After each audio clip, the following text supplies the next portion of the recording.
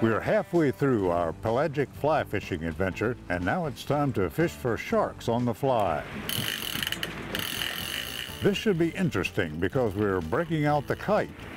So we're going to put the two baits under the kite, which will present the baits right on the surface of the water, but there's no hook in them. They're just tied to a string with the idea if a shark comes and does grab them, he'll get the bait, he won't get hooked. I first started fishing with Mark, I was just spin fishing, and the first time he put up a kite, I was like, what's he doing with a kite? And you see the bait dangling, and stuff comes in and eats it. It's a fun thing to do.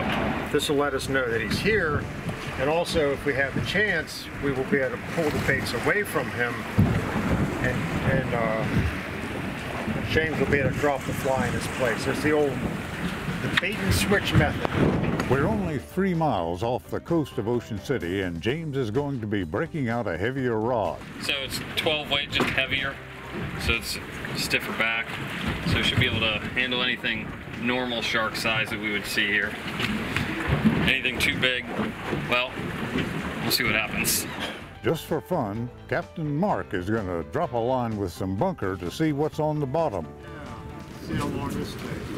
So far, the only thing that's interested in the kite baits are the gulls, and Nate lifts the meat to play keep away. Go ahead. Try to figure that one out. I guess they didn't get the message from the shearwater that got a little too close earlier in the day. Here's how we deal with them.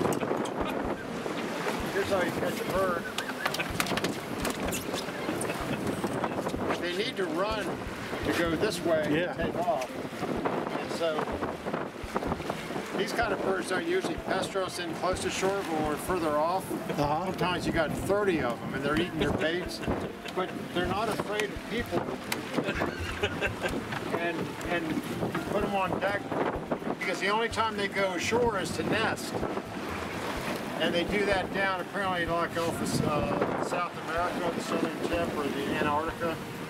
And so they spend their whole life pretty much out here on the water, and they don't know really to be afraid of people. In fact, sometimes. And so whenever you have a particular one that's becoming a real pest,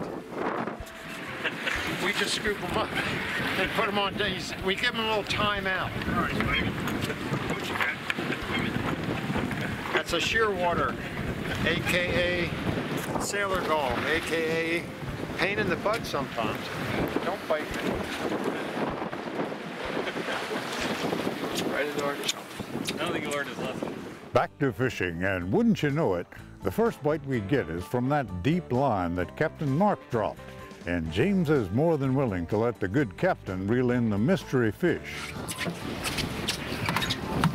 Turns out to be a small sandbar shark. This will give us a good opportunity to conduct some research. We actually have permits that allow us to bring sharks like this on board.